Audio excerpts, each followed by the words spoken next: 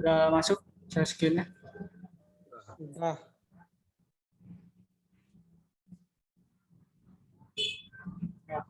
Assalamualaikum warahmatullahi wabarakatuh.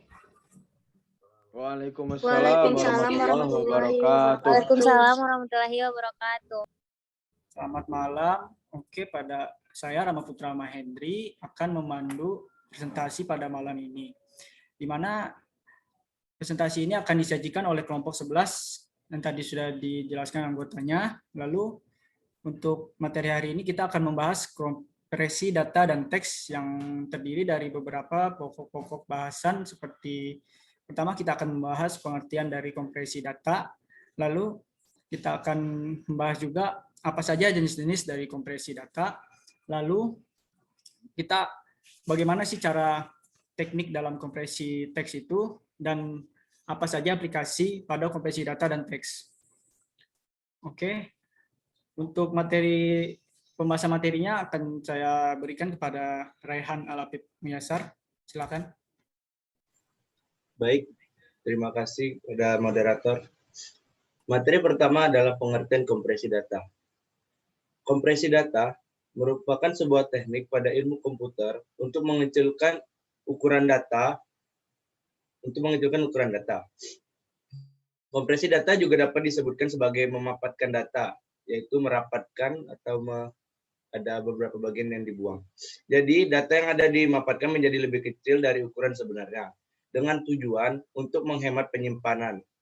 Apabila kompresi data dilakukan, otomatis user hanya membutuhkan ruang penyimpanan yang lebih kecil. Selain dinilai lebih efisien, kompresi data juga dapat mempercepat waktu pertukaran data.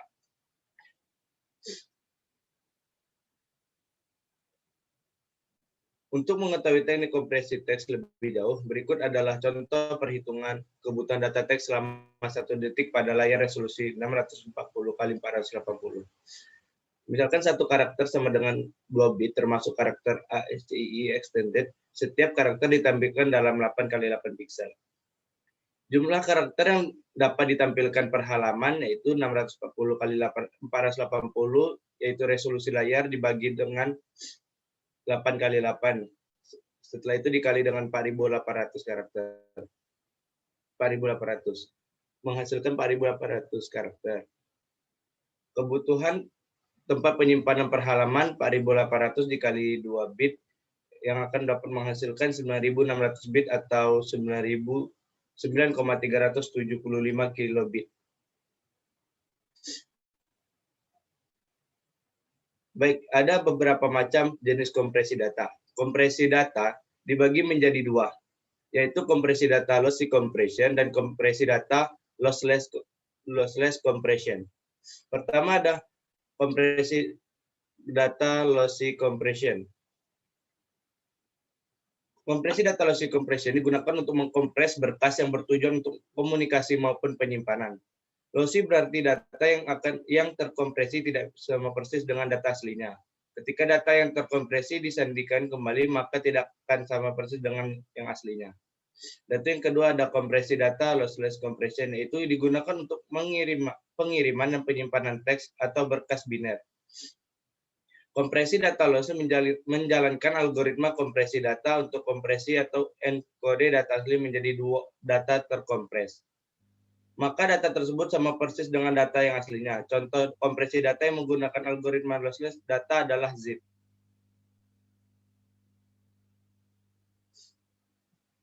Lanjut. Terdapat 2 pengelompokan pada jenis kompresi data. Yang pertama ada jenis kompresi data. Sebentar. Ini tadi. Ngelik ya. Sebentar. Ngelik.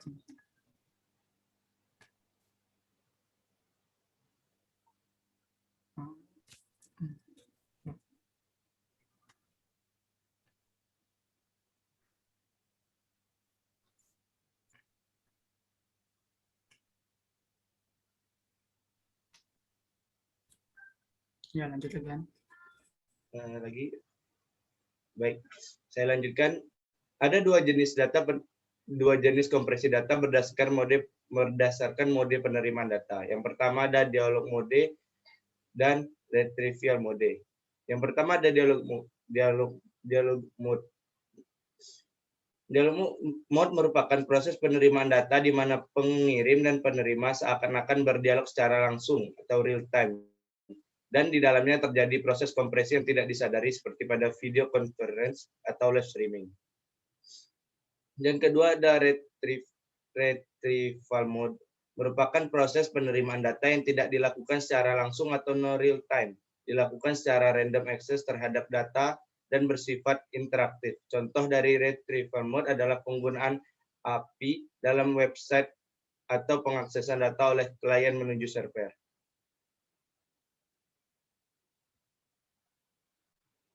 Baik, materi saya kembalikan kepada moderator. Oke, terima kasih kepada Raihan yang telah menjelaskan pengertian dan jenis-jenis kompresi data. Selanjutnya untuk materi teknik kompresi teks akan dijelaskan oleh Bang Nofrizal Santuni. Dipersilakan. Terima kasih moderator.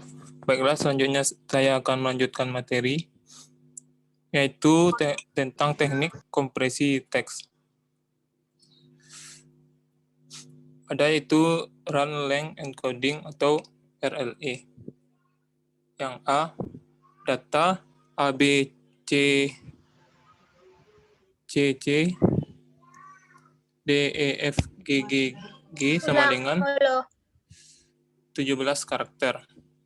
RLE tipe 1 menggunakan tanda seru, yaitu minimal 4 huruf sama ABC, tanda seru 8D, E, F, G, C, tanda seru 4 sama dengan 11 karakter. Yang B, data A, B 12, C, D, E, F sama dengan 13 karakter. RLE tipe 2 menggunakan angka, yaitu min 4, A, B 124, C, D3, EF sama dengan 12 karakter. Selanjutnya itu static movement coding. Yang A, terdapat teks nama saya dengan total 8 karakter dengan representasi bit ASCII sebesar 8 kali 8 sama dengan 64 bit atau 8 byte. Selanjutnya, menentukan probabilitas frekuensi kemunculan. Yang A sama dengan itu 4/8 sama dengan 0,5. M sama dengan 2/8 sama dengan 0,25. S sama dengan 1/8 sama dengan 0,125. Y sama dengan 1/8 sama dengan 0,126.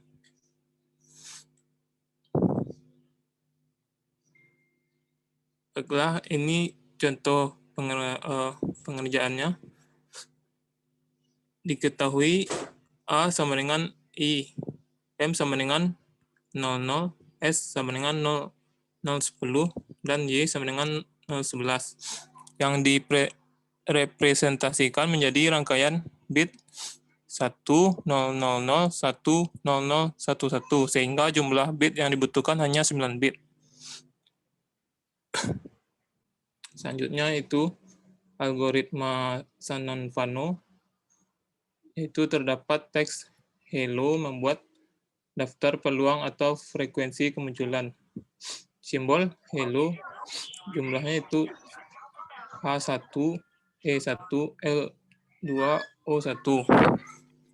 B yaitu mengurutkan simbol berdasarkan frekuensi kemunculannya. Selanjutnya, membagi simbol menjadi dua bagian secara rekursif dengan jumlah yang kira-kira sama pada kedua bagian, sampai tiap bagian hanya terdiri dari satu simbol, menggunakan pohon binary untuk mengimplementasikan algoritma.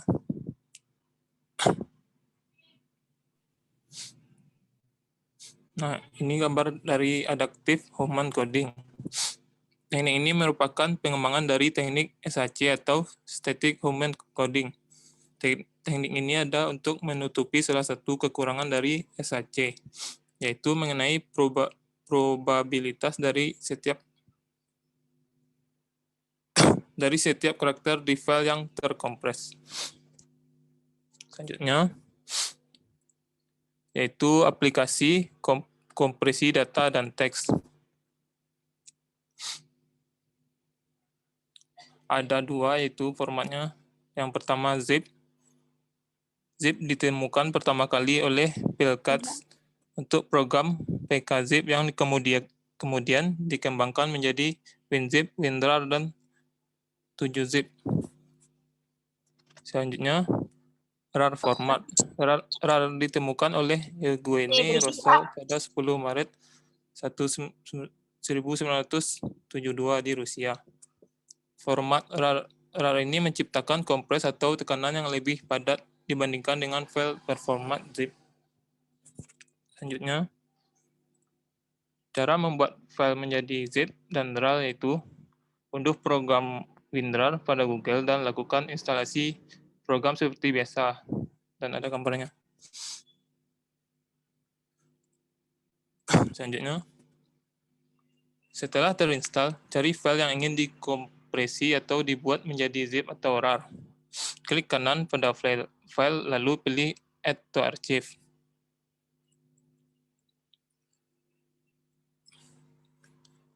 Setelah itu, akan muncul dialog panel dari WinRAR.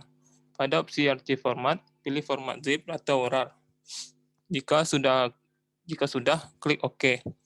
Selanjutnya, akan muncul file yang telah dikompresi berdasarkan pilihan format, sehingga penerima dapat melakukan ekstrak atau dekompresi pada file apabila diperlukan. Selanjutnya,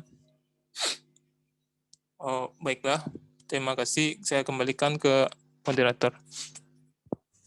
Baik, terima kasih kepada Bang Nofriza Santuni yang telah menjelaskan materi tadi tentang teknik kompresi teks dan aplikasi pada kompresi data dan teks. Oke, untuk sesi selanjutnya ada sesi kritik dan saran. Dipersilakan bagi teman-teman yang ingin memberi kritik atau sarannya bisa raise hand atau menunjukkan tangan.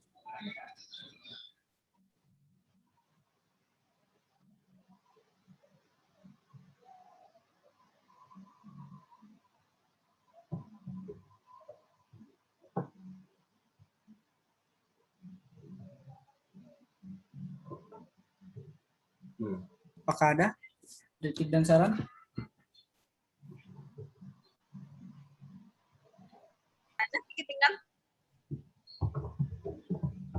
Siapa? Nggak ada ya?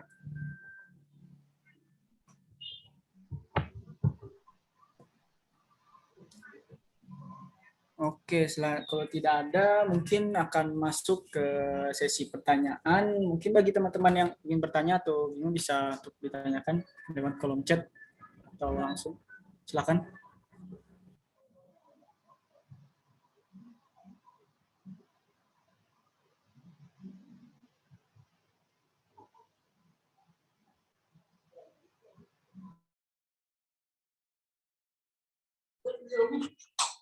Emang paling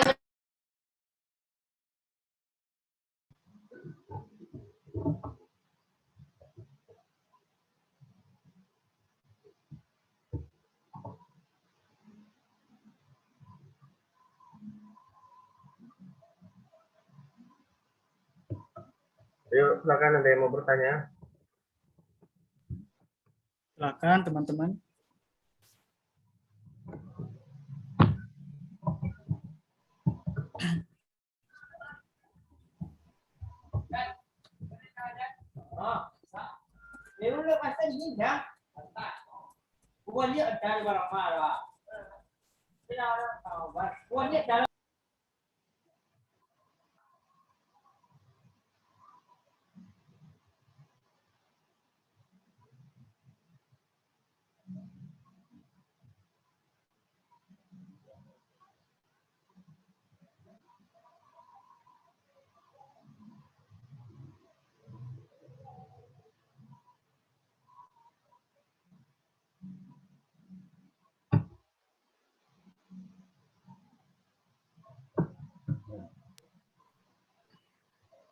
Sekali lagi, apakah ada teman-teman yang ingin bertanya terkait materi kompresi data dan teks? Dipersilahkan.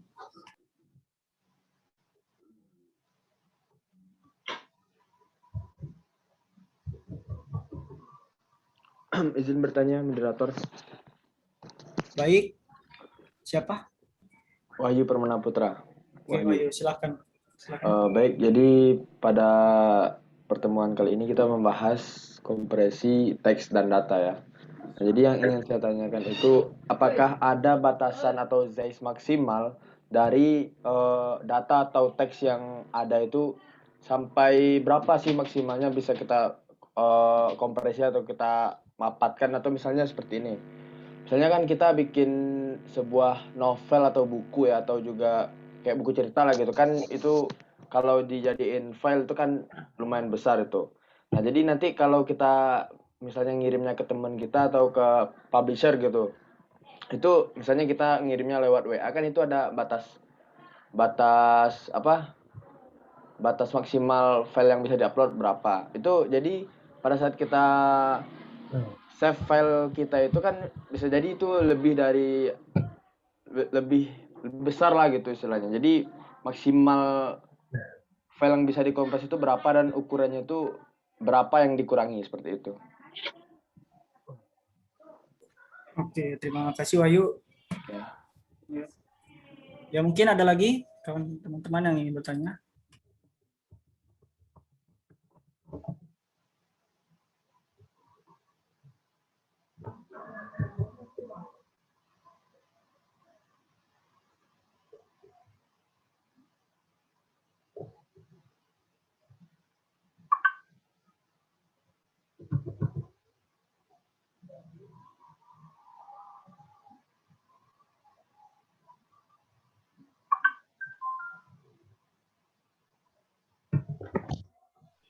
Ya, jika tidak ada, mungkin kelompok akan coba mencari dulu jawaban untuk pertanyaan Wahyu. Jika ada kawan-kawan yang bertanya, silakan angkat tangan.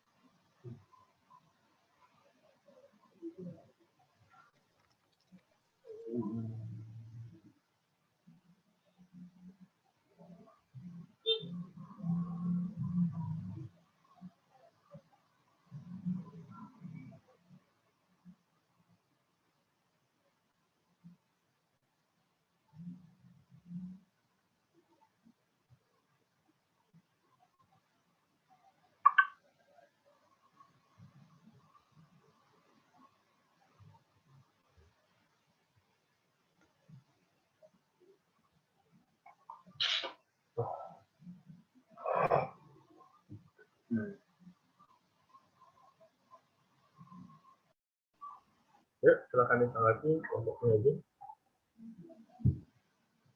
Baik, Pak. Ya, untuk pertanyaan Wahyu mungkin akan coba saya jawab sendiri.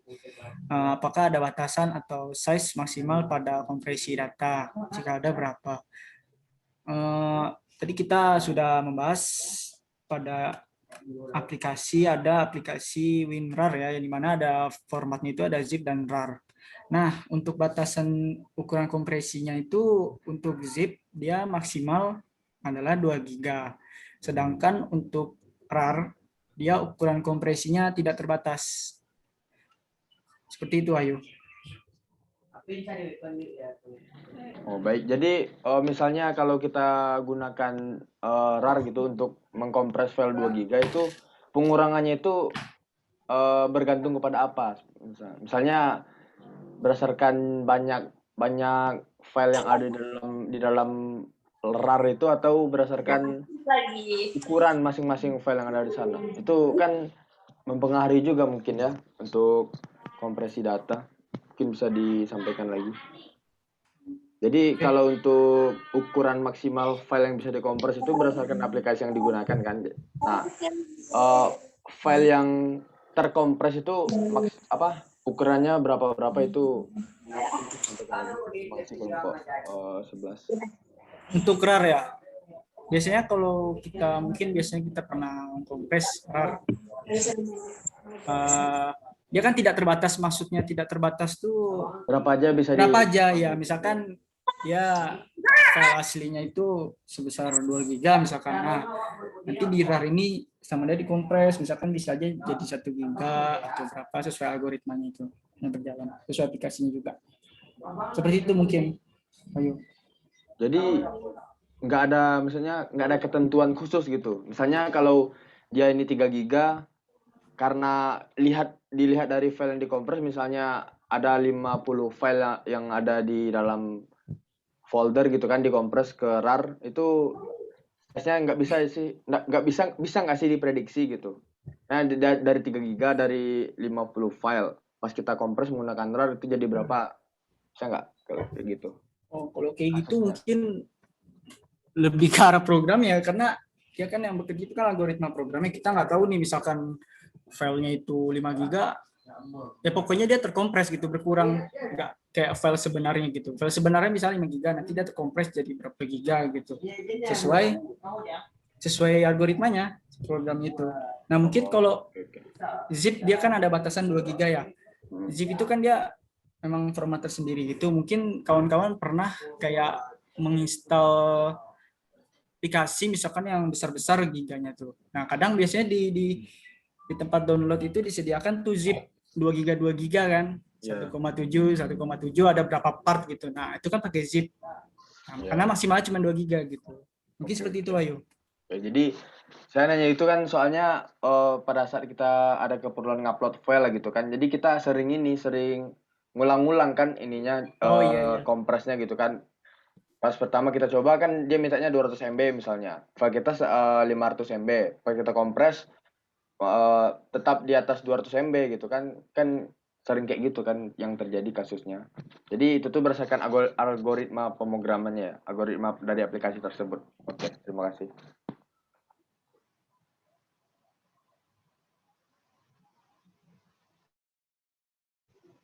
Baik, mungkin sudah sampai. Terima kasih kelompok 11. Baik, saya akan menggantikan Rama karena tempat Rama sekarang sedang mati lampu dan hilang jaringan. Apakah Wahyu sudah memahami, Yu?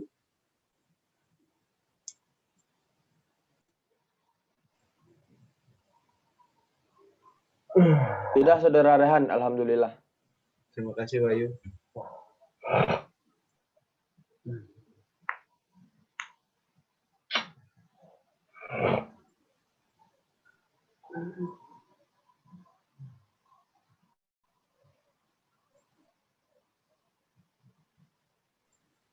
Apakah teman-teman ada yang ingin bertanya lagi atau sudah tidak ada lagi? Oke, saya bertanya moderator. Silakan, Bar. Oke, pertama saya ingin perkenalkan diri. Nama saya Akbar Lai, NIM 19076039. Oh, jadi tadi moderator telah menjelaskan tentang kompres data menjadi zip ya. Ini pengalaman pribadi saya ketika saya sedang mendownload data yang berformat filenya itu zip atau RAR, kadang filenya itu error atau korup. Itu gimana tuh kelompok solusi masalahnya di mana tuh atau dan solusinya? Tanya saya itu.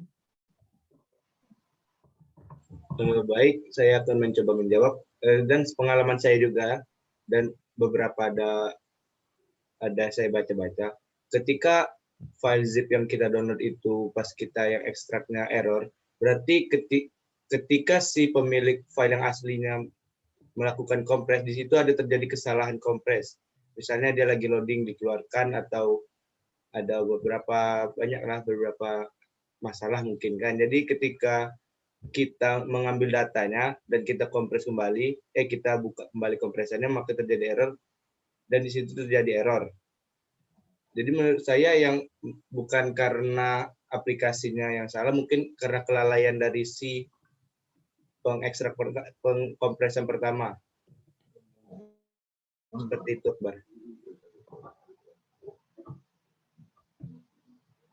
Dan untuk solusinya mungkin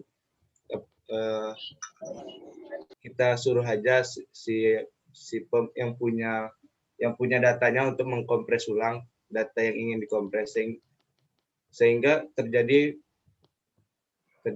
kompres yang benar. Dan itu juga akan mengurangi resiko error kembali.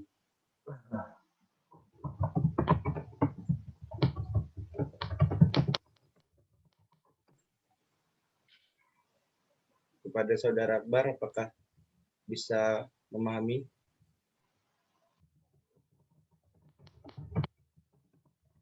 Oke. Terima kasih ya pada kelompok penyaji. Saya sedikit paham. Baik, terima kasih Akbar atas pertanyaannya.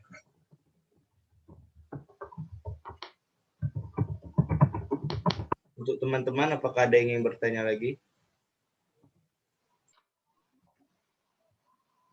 Ini cukupkan dulu kelompok 11. Baik, Pak. Tutup dulu. Sekian presentasi dari kelompok kami dan terima kasih kepada para